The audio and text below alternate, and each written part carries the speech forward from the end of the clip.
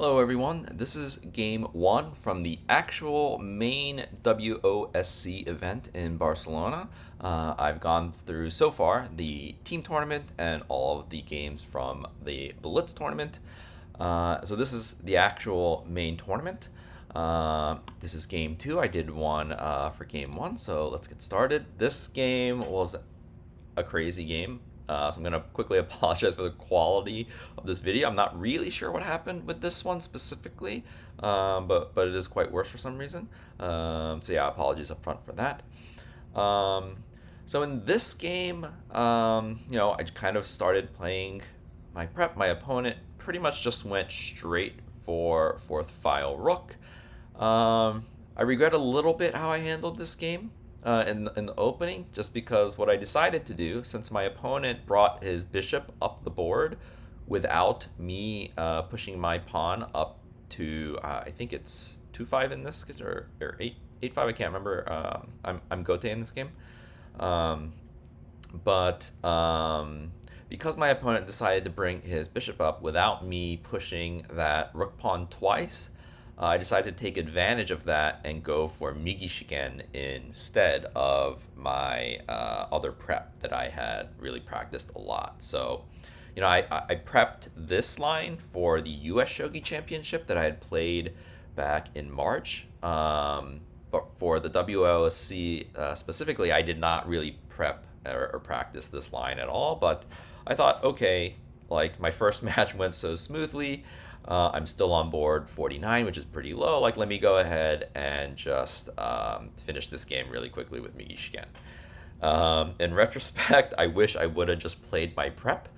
I think it would have gone much better for me. But okay, it's still an opening I'm at least familiar with. I like going for this line where you jump your knight to the edge. And yeah, compared to the first game, this game was pretty speedy. I actually don't think I edited anything up until now. You can see both of us have only used less than 2 minutes. And so yeah, like this is pretty much a main line variation for me.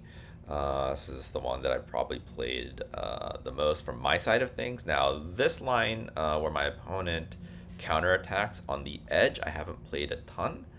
But yeah, I think it's pretty straightforward here. I just go ahead and push this pawn.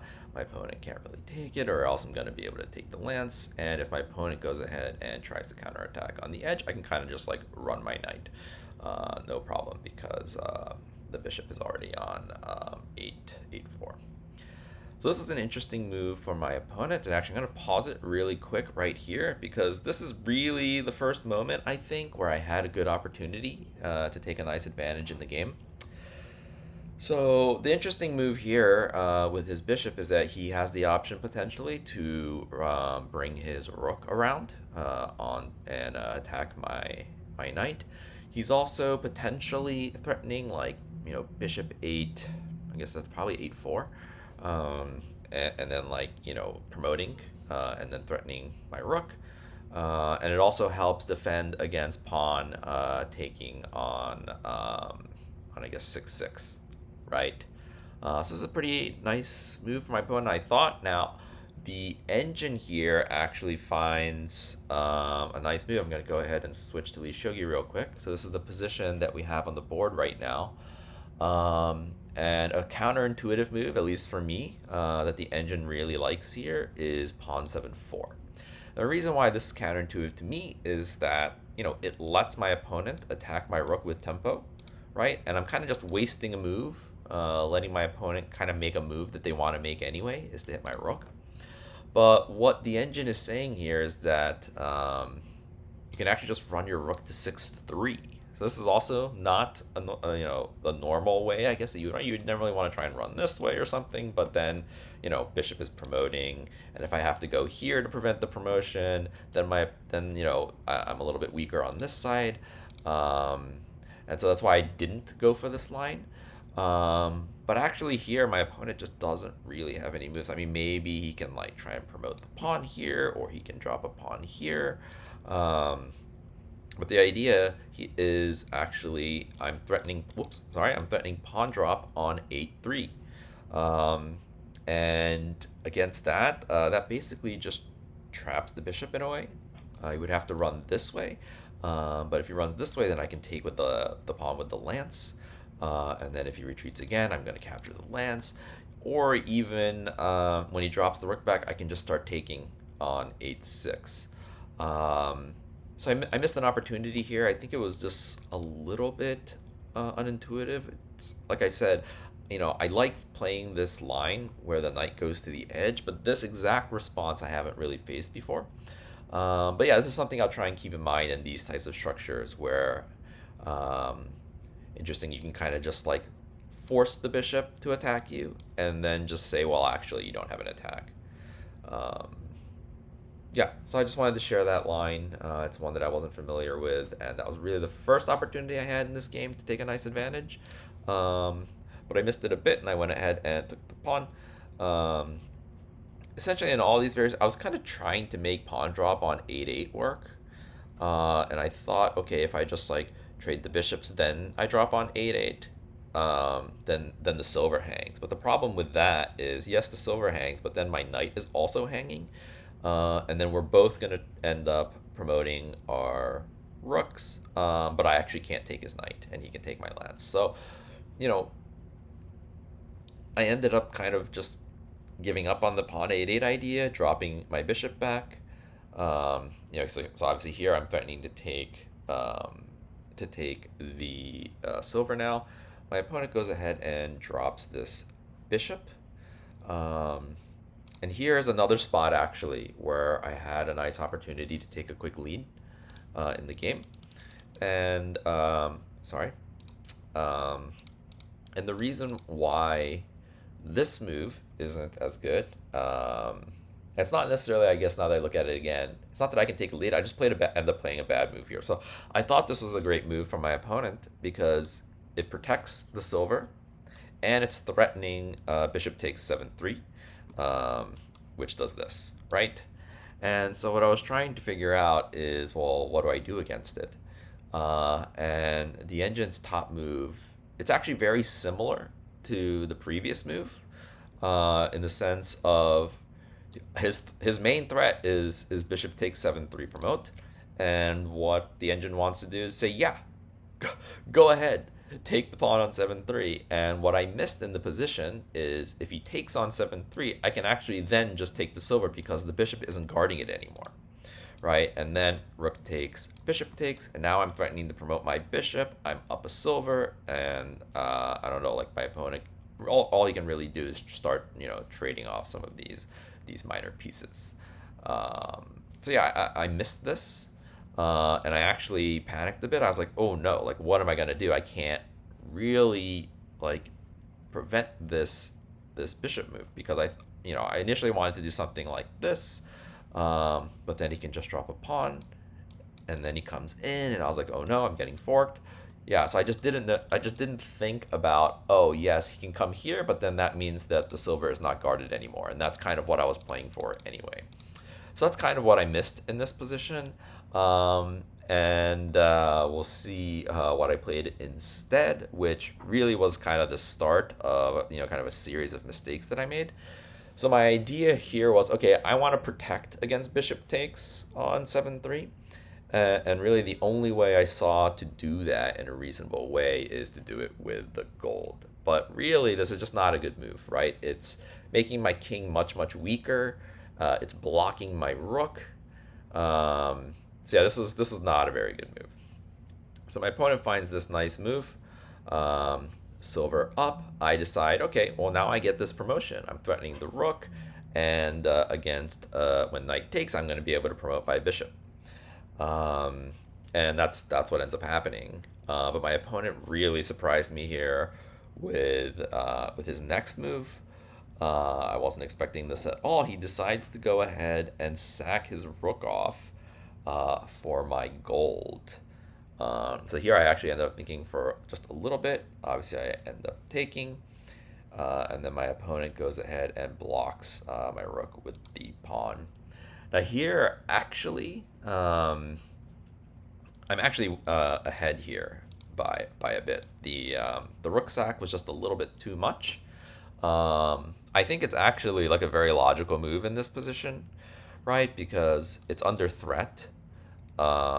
If you retreat it, it's gonna get blocked in some ways, and then I'm gonna have a bunch of threats, and so I think it makes a lot of sense. The problem is it's just giving up a little bit too much material, and if your opponent plays correctly, there's just not really an attacking follow-up. Now, obviously, I didn't respond correctly. And obviously here there's only two moves, right? You need to retreat the rook to 6-2 or retreat it to 6-1. And the obvious place to retreat the rook to is 6-1. That way, when the bishop promotes to 7-3, your knight or your lance is defended and it's not hitting your rook, right? And that is actually the best move, is to actually just retreat all the way to 6-1. What I decided to do was retreat to 6-2, and my thinking was if I go to 6-1 and he promotes, now he can go here, and my rook is in kind of a sticky situation. And it's just going to keep getting harassed. That's what I was thinking at the time. And so instead I thought, okay, let me just go to 6-2. When he promotes, I'll just run to 4-2, and it'll just help defend, and I'll go ahead and start attacking on the other side of the board. And this way, my silver, I can kind of sack my silver off for the pawn, but then I'm going to be able to attack on the other side of the board. So that is what I was thinking. Looking back on it, it would have just been better to retreat all the way to 6-1 because this is not a threat, and then I can start attacking now. Right? Okay, does he have time to actually start trying to attack my rook? And even then, like, okay, maybe I just trade the rook off for the horse, and that's okay. But yeah, so I decided to go ahead and retreat to 6-2. It wasn't that bad of a decision in retrospect, looking at the engine evaluation, but this did make things very tricky for me, because my opponent has a really straightforward attack, and my rook is not active at all. But again, I am ahead in material, so if I can just kind of figure out a way to hold off the attack and then make my own attack, it ends up working out. So yeah, my opponent gets this position, and actually in this position my opponent's already winning. I think after I ran to 6-2, I was supposed to do something else. I was supposed to counterattack his horse and try and trade the rook for the horse. This is the move I thought would equalize for me, but my opponent found a great move here. Silver up, blocks my attack on the horse, and threatens promoting to 5-3. So I went ahead, brought my gold up. He had to retreat his horse, and I was like, okay, like this isn't that bad here. Now, what I should have done here is just drop a pawn and threaten the silver. And then when the silver promotes, I had a very interesting move that was possible, which is to drop a pawn again and force the promoted silver up the board. So let me see if I can't show that variation really quickly. So the idea is here to drop a pawn on 7-2 and force him to take. And what this does is breaks the coordination between the horse and the promoted silver on this square. And it kind of frees up my rook to go ahead and take on 9-9. The entire time here, I wanted to take this piece, obviously. But if I do that, then I'm not defending here anymore, and he gets this trade-off. So this was definitely kind of a thorn in my side, and I guess the engine sees that as well. And pawn drop on 7-2 does a great job of freeing up my rook.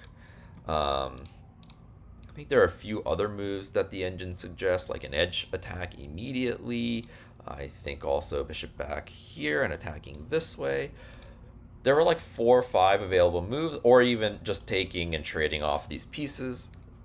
Taking this way, I think there are like 5 or 6 moves that the engine thinks are okay in this position. And actually, I think I spent quite a bit of time here because I just didn't see a way in and a way to attack. And then eventually what I ended up doing was a pretty bad move. I just didn't see anything else, and not only did I make a bad move, I like completely messed up my calculation here and mixed up two ideas. And basically, I mixed up two ideas, tried to play both of them. Neither of them work. And so let's kind of just like roll the tape of what ends up happening. I drop a knight here. And the reason why this move is so weak is it blocks my rook, it blocks my horse. All he has to do is just run the gold and have no follow up. And then my other idea was, oh, okay, edge attack. But I just dropped my knight. And so I got to here. I went to drop my pawn on, I guess that's 1-7 or so. 1-3, I can't, again, hard for me to remember. But I was like, oh no, I already used my knight. I can't drop it on 2-5. And so here I panicked. Again, made a desperation type move, really slow move, blocks everything up. I can't promote my knight anyway. It's just kind of like sacking my knight and my horse for 1 gold.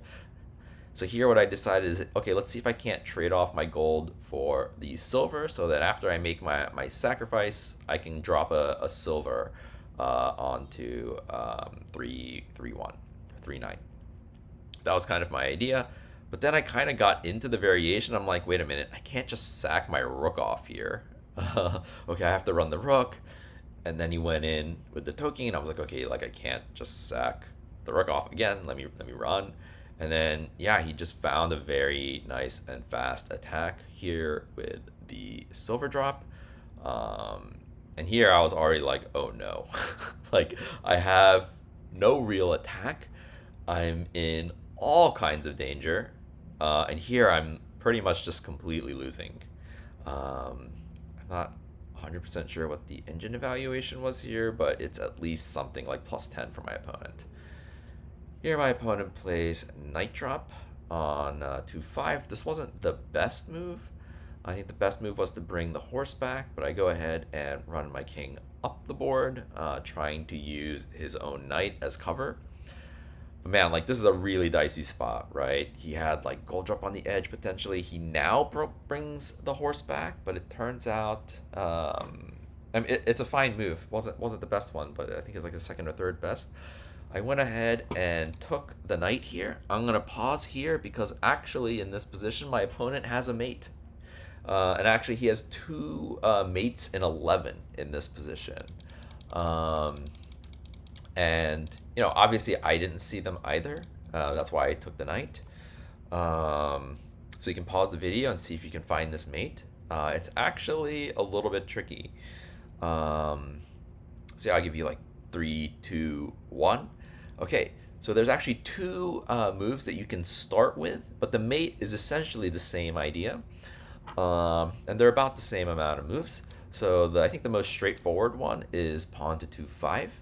I have to retreat or else the mate becomes very, very simple.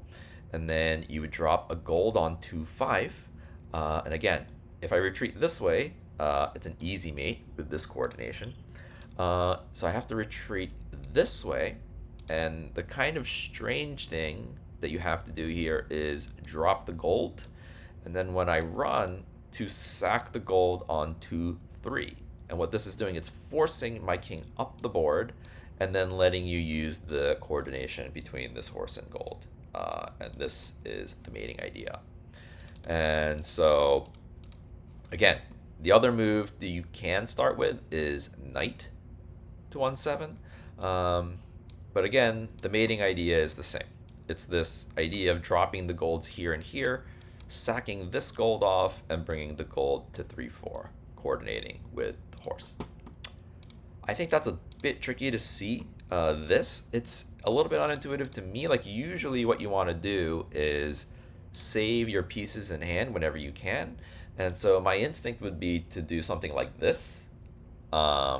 And just use my gold that's on the board to make the same move. But obviously the problem is when you do this, now you don't have gold takes 3-4. So that was the mating idea that my opponent had in the position. So luckily for me, my opponent did not see that. And what he ended up doing is moving the horse.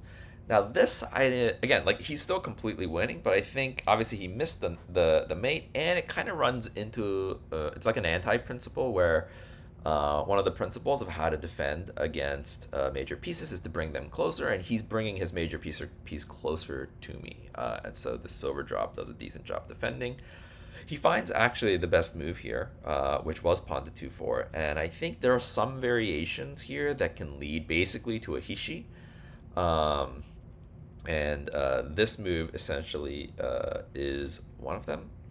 I went ahead and retreated my king, and here the winning move, I believe, is to take the silver with the horse, or I think even to move the horse to 5-6 to threaten taking on a 3-6. This move, horse to 5-5, was a bit of a mistake. Again, still completely winning for my opponent. But it was just a little bit slow. And again, this is still completely winning for my opponent. And in fact, my move, horse back, the evaluation of the engine is plus 99 for my opponent. So basically, Hishi that I cannot prevent or do anything about. But I had an idea here. This was a trap. I was really desperate. In my head, I'm completely lost. In fact, in multiple positions, I had considered resigning already. But I thought I'd fight on and really make my opponent earn it. And so let's go ahead and show what I was thinking here and the trap that I laid for my opponent here. And so I thought what I would do is make this move, and what I think I was thinking at the time and how I was reading my opponent when he took this knight is that he wants to make this knight drop. He wants to drop the knight onto 4-5 because the silver is pinned. Right, and then I'm gonna have to retreat, and then it makes his attack pretty basic, and I'm just like completely stuck in the corner.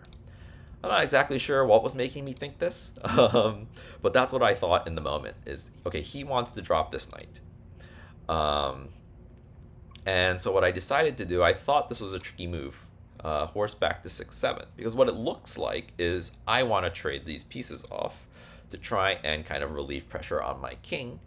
But what my real goal was here is I was hoping that he would drop the knight, and that he wouldn't see that the horse actually covers the knight drop square, right? Because the horse move really looks at a primary level that I'm trying to trade these pieces off, and I thought there was a chance that he might miss this move. And if he missed it and I get to take the knight for free, now I'm actually pretty safe. And I'm threatening to take the horse with my rook. So that is the trap that I set. So let's see what happened. And actually, I didn't cut this move at all. And my opponent insta-drops the knight. And I insta-take it. And I was like, oh my god, my trap worked. Now, in the moment, honestly, I thought I was winning now because my opponent just has no real attack. Turns out that this is actually, my opponent is still ahead. But instead of plus 99 or plus 30, plus 40 like the positions have been, it was back down to about plus 10. And my opponent, I think, started to panic a bit because he knew he messed up with this knight move, and he decides to sack off the gold and the horse here. So here, once he sacks the horse off, I'm winning by a lot. It's like -9 now. So in the span of like 5 moves, it went from plus 99 to like -9. And that just kind of goes to show you how brutal shogi can be when you just make one mistake. And now my opponent's kind of stuck because he doesn't have enough pieces. I have all the major pieces. Now here, actually, my opponent had one last chance to keep the game reasonably close. So yeah, like this was my trap that ended up working. Again, this is still like my opponent's doing pretty well. If he goes ahead and ignores the attack on his gold, he still has a chance. But instead, he went ahead and took and sacked. And dropped the silver and the gold, and I ran my king. So this is the position. It's -12 now, so I'm very winning.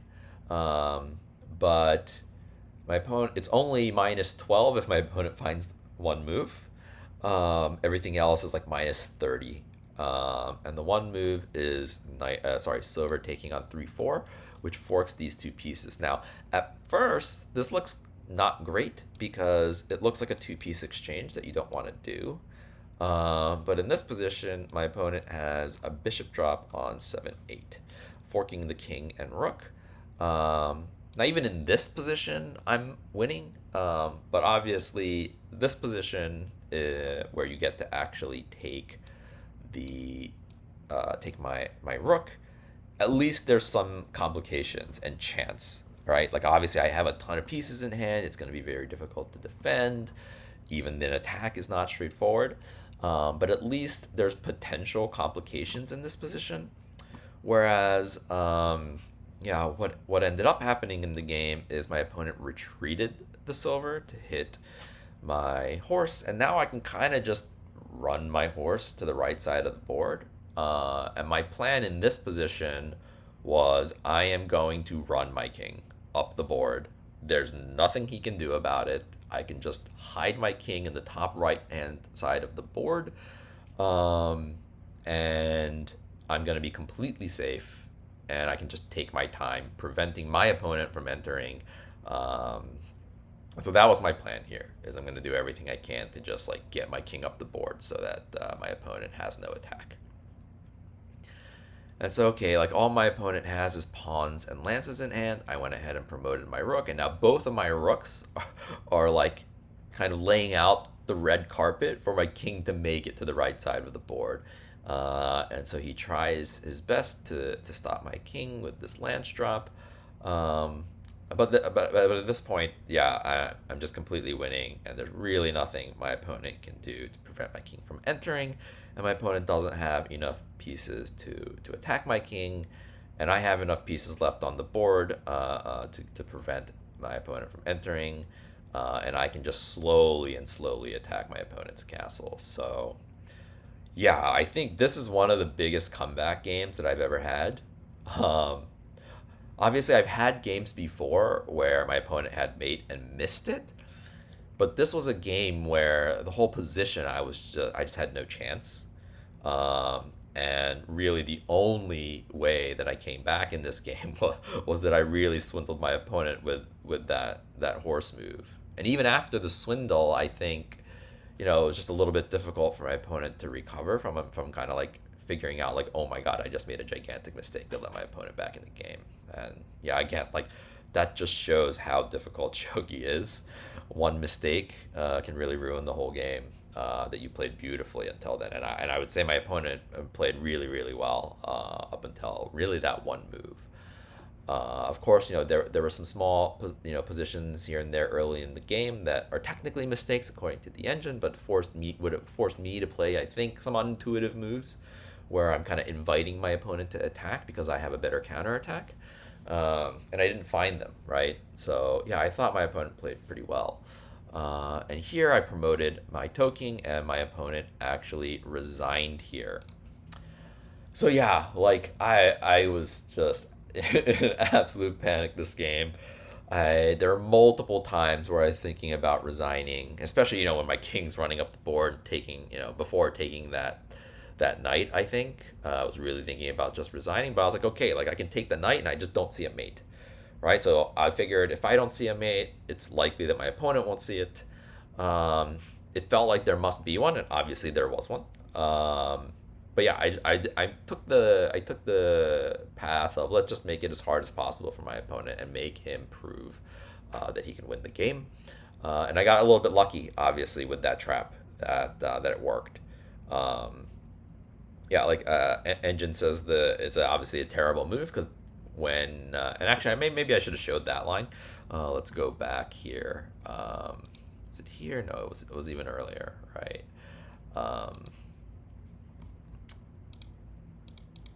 Yeah. So here, what the engine shows as plus 99 is just actually taking and trading it off. Now, it feels bad to trade off when my horse is terrible and your horse is scoping my king, but there's actually just a completely crushing move, which is this move, bishop drop on 4-2. If I take it with the silver, there's actually just mate in one with this gold drop, so I actually can't take it. And if I can't take it and I need to run, actually now you can just do the same thing. Take the silver. I can't take it because of a gold drop. Um, and then obviously here, there's just nothing for me to do. If I run, there's a gold drop. Um, maybe there's even a mate starting with, yeah, I mean, and this is just mate, right? Pawn up. So yeah, this was the line that the engine wanted. It would just be completely winning for my opponent, is to just trade the horses off. So yeah, I got very very lucky in this game with this trick, this trap, and my opponent I think panicked a bit. So obviously he sees that my rook is attacking the horse, so he needs to run. Again, I don't think running is the exact best move. That's actually, I can't remember what the exact best move was here. Oh yeah, I mean, to be fair to my opponent too here, like after you make that mistake is really hard to come back, but also like the moves that the engine are suggesting are very difficult moves. So obviously the natural thing is to run your horse, but the engine wants to instead counterattack here, right? This is not intuitive at all. So yeah, like I think running is very natural. And then when I push this pawn, here I do think taking the pawn with the gold is not the best move. Mainly just because you're gonna lose the gold anyway, and you're probably better off just finding a move that helps you instead of just like gaining a pawn. And in fact, you can just take back with the pawn and still threaten drops on 2-4. So again, here what the engine wants is this pawn to 4-6 move. And the reason why is if I take it, you have gold this way. If I take it, gold drop on 3-6. And now you're threatening the king while you're threatening the horse. And the horse moving back this way just completely removes it from the game, and things become dangerous for me. But I think this is very, very tricky for my opponent to maintain the advantage that the engine sees in this position. And I think that kind of, in a way, validates my sense of I'm completely winning now. And that's kind of how I felt when this move happened. I thought I was completely winning because there was just no attack for my opponent. But of course, engine finds a way. So yeah, thanks for watching. This is game 2. I think, yeah, it was WOSC is a 9-round tournament, so there's going to be 7 more games that I cover. And we'll see how I do in game 3. Thanks for watching. See you later.